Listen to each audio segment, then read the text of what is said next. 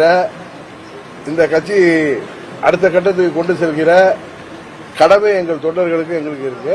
நீங்க சொல்ற தொண்டர்கள் சோசியல் மீடியாவில் இருக்கிறவங்கிறதே ஒரு பர்சன்டேஜ் தான். ஒட்டுமொத்த தொண்டர்கள் மனநிலையை எங்க நிர்வாகிகள் மூலம் நான் தெரிந்து கொண்டு இந்த தேர்தல் என்பது எங்களுக்கு வெற்றியை தருகின்ற கூட்டணியாக நாங்கள் அமைப்போம். தமிழ்நாட்டில் பல்வேறு அரசியல் கட்சிகள் இருக்கு. அமமுகவோடு ஒத்த கருத்துள்ள அரசியல் கட்சிகள் நீங்க எதெல்லாம் பாக்குறீங்க? இன்னொருத்தர் யாரும் பேசுனாங்களா அது மாதிரி? இதே திருச்சியில நான் இருக்கிறப்பதான் ஒரு கேள்வி வந்துச்சு. காலம் அதற்கெல்லாம் பதில் சொல்லும் என்று அந்த தம்பியிடம் சொல்லுங்க. கரெக்டா? நீங்க கேட்ட கேள்வி எதுன்னு தெரியுது எனக்கு. காலம் அதற்கெல்லாம் பதில் சொல்லும். அவங்க சொன்ன பதிலே தான் நான் திருப்பி கொடுக்குறேன்.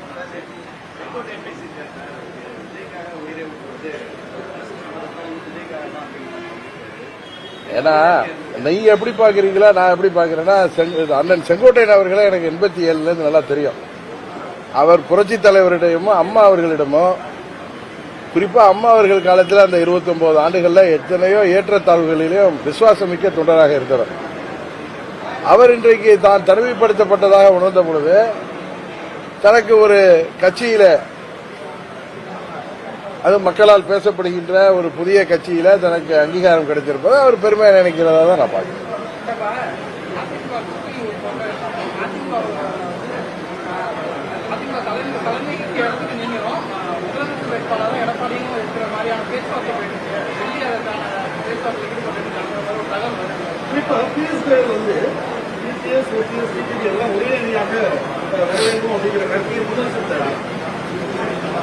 எனக்கு நீங்க சொல்லிதான் அந்த தகவல். நான் வதந்திகள் தகவல்கள் அடிப்படையில் நான் எதையும் ஊர்ஜிதப்படுத்தாம எதுக்கும் பதில் சொல்ல மாட்டேன், எதையும் எடுத்துக்க மாட்டேன். எனக்கு அது நீங்க சொல்றதுதான். அந்த தகவலுக்கெல்லாம் நான் பதில் சொல்ல விரும்பவில்லை.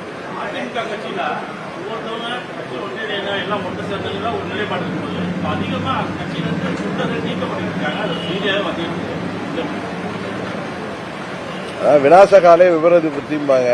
அது சில பேருக்கு அதுபோல நடவடிக்கை எதிர்பட்டாங்கன்னா அது அவர்களுடைய வீழ்ச்சியை தான் கொடுக்கும், எந்த கட்சியா இருந்தாலும்.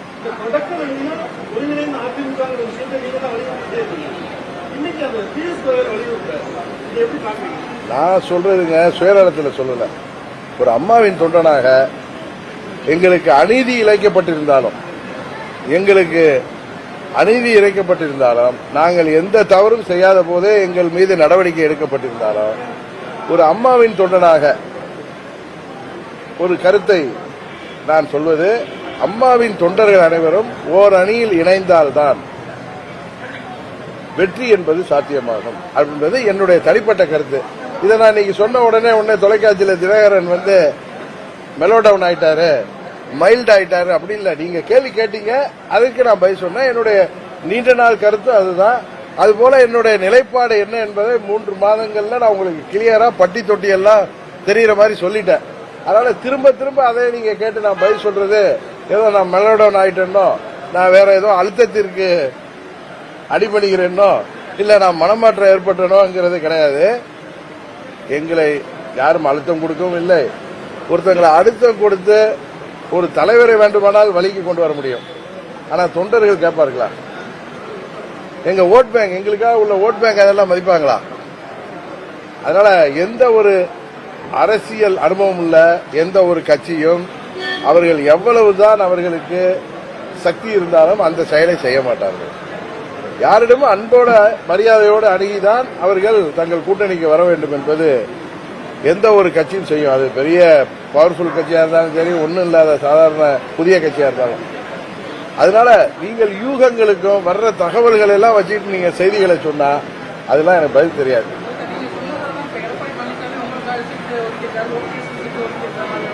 அதெல்லாம் நீங்களா போடுற வதந்தியை நம்பி நீங்க செய்தியா பரப்பி சிண்டு முடிஞ்சு விட பாத்தீங்க. அதில் நான் அந்த வதந்தி வருவதற்கு முன்பே நான் உங்கள்கிட்ட சொன்னேன், பொதுவெளியில சொன்ன இந்த மாதிரி வதந்திகள்லாம் சில பேர் கிளப்புறாங்க, அதை விதைக்கின்ற அந்த கிருஷ்ணமூர்த்தி யார் என்பது தெரியும், அந்த கிருஷ்ணமூர்த்தியோட கைத்தடிகள் இதை விதைக்கிறார்கள், அதில் தயவு செய்து எங்கள் தொண்டர்களோ ஊடகங்களோ அதில் பலியாகாதீங்கன்னு சொன்னேன். நீங்க அது உங்களுக்கு சாதகமாக ஒவ்வொரு தொலைக்காட்சியும் நடுநிலையெல்லாம் தாண்டி அவர்களுக்கு விருப்பங்கள், அவர்களுக்கு நிலைப்பாடு, அவர்களுக்கு அழுத்தங்கள் எல்லாம் இருக்கிறதுனால அவங்க அதை ஒவ்வொரு மாதிரி அதை டிசெக்ஷன் பண்ணி அதுல வர்ற நெறியாளர் ஒரு மாதிரியும், அதுல செய்தியில வேற மாதிரியும் எல்லாம் பல மாதிரி கேலி கூத்தா வந்துட்டு இருக்கு. ஒரே தொலைக்காட்சியில செய்தியில என்னை விஜய் கட்சியை சேர்ந்தவர்கள் வந்து சந்தித்துக் கொண்டிருக்கிறார்கள் அப்படின்னு பிரேக்கிங் நியூஸ் போடுறாங்க. இப்ப செப்டம்பர் மாதம் 16ஆம் தேதியோ 17ஆம் தேதியோ நானே டிவியை பார்த்துட்டு இருக்கேன். யார் பாருங்க கூட விஜய் கட்சியில வந்திருக்காங்க. அதே தொலைக்காட்சி தினகரன் தான் டிவிக்காக குரல் கொடுத்திருக்காரு. டிவிக்கு அவர்களோட பேசுவதாக தெரியவில்லை. இப்பொழுது அதுக்கு இப்ப பதில் இப்பொழுதுதான் செங்கோட்டையன் தான் பேசுறாரு. நீங்க என்ன சொன்னாலும் எங்களோட யார் யார் பேசுறாங்க, எந்தெந்த கட்சி, நான் பல இன்னைக்கு ஒண்டியை நான் ஃபைனலா சொல்றேன். இதுக்கு மேல திருச்சி சொல்றது சொல்ல மாட்டேன். கூட்டணிக்கு தலைமை தாங்குகின்ற கட்சிகளும் கூட்டணிக்கு உருவாக்க விரும்புகின்ற கட்சிகளும் அம்மா மக்கள் முன்னேற்ற கழகத்தை அணுகி நாங்கள் அவர்களது கூட்டணிக்கு வர வேண்டும் என்பதை இப்பொழுது நேற்றல்ல 5-6 மாதங்களாக நான் என்டிஏ கூட்டணியில் இருந்த காலத்திலேயே சில கட்சிகளும் என்டிஏ விட்டு வெளியேறிய பிறகு கூட்டணிக்கு தலைமை தாங்குகின்ற கட்சிகள் என்னை அணுகி எங்கள் கட்சி அவர்கள் கூட்டணிக்கு வர வேண்டும் என்று எங்களோடு பேசுவது உண்மை. ஆனால் நாங்கள் எந்த முடிவும் எடுக்கல. இத்தனை சீட்டு கொடுத்தா அந்த கூட்டணிக்கு அப்படிங்கிற மாதிரி முடிவும் நாங்கள் எடுக்கல. இன்னும் டைம் இருக்கு. என்ன நாட்டு நடப்பெல்லாம் பார்ப்போம். வலுவாக இருக்கின்றதாக சொல்லப்படுகின்ற திமுக கூட்டணியில என்ன நடக்குது, அங்க காங்கிரஸ் கட்சி என்ன நிலைமையில இருக்கு, அதுக்கு என்ன சீட்டு ஒதுக்கி முடிச்சிட்டாங்களா, விசிகேவுக்கு சீட்டு ஒதுக்கப்பட்டிருக்கிறதா, மதிமுகவிற்கு சீட்டு ஒதுக்கப்பட்டு அறிவிக்கப்பட்டிருக்கா, கம்யூனிஸ்டுகளுக்கு அறிவிக்கப்பட்டிருக்கிறதா என்பதையெல்லாம் நீங்க கரெக்டா சொன்ன மாதிரி அவர்கள் எல்லாம் சொன்னதுக்கு அப்புறம் அதற்கப்புறம் நான் ஒரு கூட்டணிக்கு போறதை பத்தி சொல்வது அதை நீ கனெக்ட் பண்ணிடல. எங்களுக்கு அந்த கால அவகாசம் இருக்கு. கால அவகாசத்துக்காக சொல்றேன். அதனால நீங்க எங்களை அரெஸ்ட் பண்றதுனாலயோ அவசரப்படுத்துறதுனாலயோ நான் எதுவும் சொல்ல முடியாது. ஏன்னா நான் இன்னும் முடிவு எடுக்கவில்லை. எங்க நிர்வாகிகளோட நான் இன்னும் பேச்சுவார்த்தை நடத்த வேண்டிய கட்டங்கள்லாம் இன்னும் உண்மைதான் வரும்.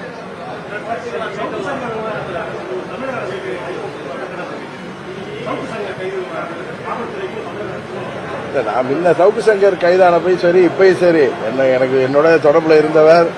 ஆனா அவரு ஒரு அது என்ன சொல்றது யூடியூபர்ங்கிற பேர்ல யாரு மேல வேணாலும் எந்த அவதூறையும் பரப்புகிறார். உங்களுக்கு சுதந்திரம் இருக்குங்கிறதுக்காக நீங்க எதை வேணாலும் பண்றீங்க அப்படிங்கிறது அது தவறு. அவருடைய சுதந்திரத்தை சுதந்திரம் இருக்குங்கிறத சிக்னல்ல ரெட் இருக்க போகக்கூடாது. அப்பதான் அந்த சுதந்திரம் முழுமையா நமக்கு கிடைக்கும். அது மாதிரி பத்திரிகை சுதந்திரங்கிற பேர்ல அவர் யார பேரை பத்தி எதை வேணாலும் சேற்றை வாரிய இருக்கிறார். அது அவர் எப்படி இருக்காரோ அது அடுத்தவங்களை அப்படி பார்க்கிறார். அதனால அவர் கைதுங்கிறது அவருக்கு இனியாவது ஒரு பாடம் புகட்ட வேண்டும் என்பதுதான் என்னுடைய நிலைப்பாடு. எனக்கு அதுக்காக அவரை சிறையில் அடைச்சிருக்கிறதுல உடன்பாடு இல்லை. ஒரு மனிதன் திருப்பி ஹாபிச்சுவல் அபன்றாருங்கிறப்ப அவரை திருத்துறதுக்கு வேற வழியே இல்லை. ஏன்னா நான் ஒரு விஷயத்துல அரசாங்கம் சரியா செயல்படுதுன்னு சொன்னா செந்தில் பாலாஜி எனக்கு அவர் தெரிந்த வரை அவர் அப்படிலாம் கொடூரமானவர் இல்லைன்னு சொன்னா செந்தில் பாலாஜி கிட்ட அவர் பெட்டி வாங்குறாரு. இந்த பெட்டி அதான் சொல்லுவாங்க நம்ம ஊர்ல தான் திருட பிறந்தையாரு நம்ப மாட்டாரு. பெட்டி வாங்குகிற பழக்கம் உள்ளவர்கள் அடுத்தவர்களே பெட்டி வாங்குவாங்க.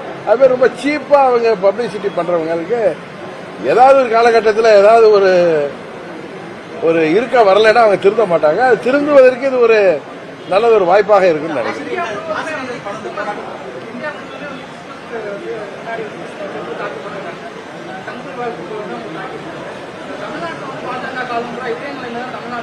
இல்ல எங்கேயோ ஒரு இடத்துல தாக்குதல் நடந்திருக்குங்கிறதுக்காக இந்தியா முழுவதும் என்ன எல்லா ஊர்லயும் தாக்குறாங்கன்னு சொல்வது தவறு.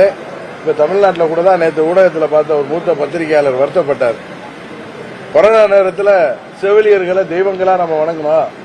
இன்றைக்கு அவர்கள் தங்களுக்கு தேர்தல் வாக்குறுதியில சொன்னதை நிறைவேற்ற சொல்லி போராடினா அதை எந்த ஊடகமும் கண்டுக்கல. அவர்கள் சார்பா ஒரு கட்டுரையோ இல்ல ஒரு டிபேட்டோ நடக்கல அப்படிங்கிற அளவுக்கு தான் இன்னைக்கு தமிழ்நாடு இருக்கு.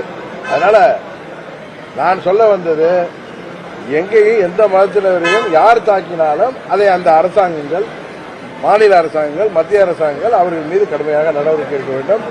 இது போன்ற காட்டுப்பிராண்டித்தனமான தாக்குதல்கள் நடக்க விடாமல் பார்த்துக் கொள்ள வேண்டியது அரசாங்கத்தின் கடமை.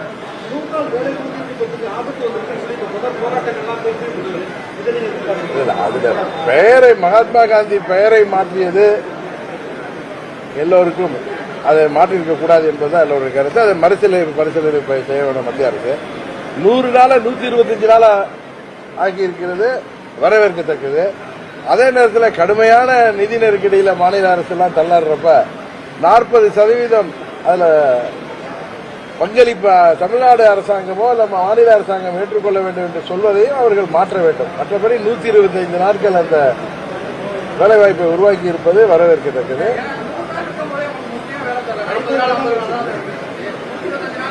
125 100 நாள் அந்த திட்டம் சிறப்பாக செயல்படுத்தப்பட்டதா இல்லையா என்பது நம்மளும் கிராமங்களில் எல்லாருக்கும் வீடுகள் இருக்கு. அது சரியாக செயல்படுத்தி அரசாங்கத்தின் பணம் சரியாக செலவிடப்பட்டு 125 நாள் அது சரியாக நடத்தினால் அது ஒரு நல்ல திட்டம்.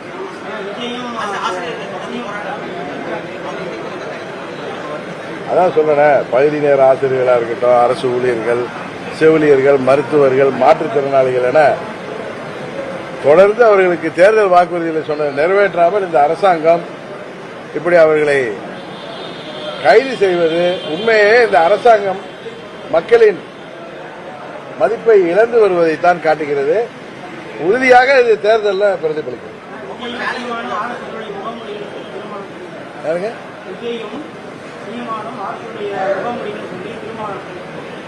அவரதான் யாரும் சொல்லியிருக்காங்களா, இவர் யாருடைய குழந்தைகளான்னு கேட்டிருக்காங்களா? அதனால நம்ம போய் அதெல்லாம் பேசிட்டு இருக்கோம். அது சம்பந்தப்பட்டவர்கள் போய் சொல்லிடுவாங்க.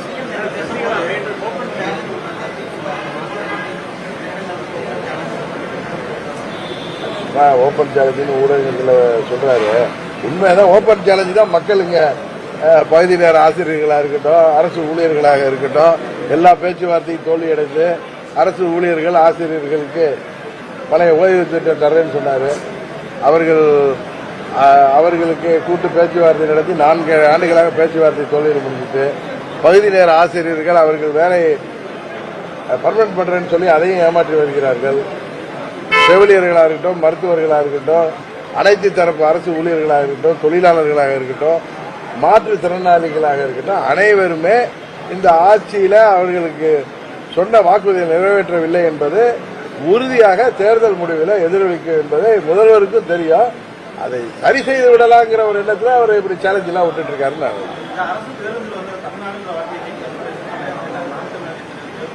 தமிழ்நாடுன்னு போட்டா தப்பு இல்லையே, போடலாம். தமிழ்நாடு அரசு பேருந்து போக்குவரத்து கழகம் தான் முன்ன இருக்கோம். அதனால அவர் போட சொல்லி வலியுறுத்துறது ஒன்றும் தப்பு இல்லையே. அது ஒரு சரியான போராட்டமாக தான் நான் பார்க்கிறேன்.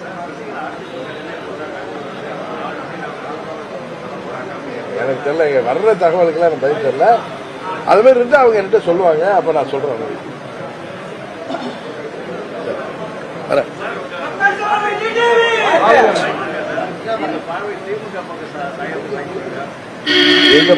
எங்க பார்வை யார் பக்கம் சாயங்கிறத கொஞ்சம் பொறுமையா இருங்க, நான் சொல்றேன் உங்களுக்கு.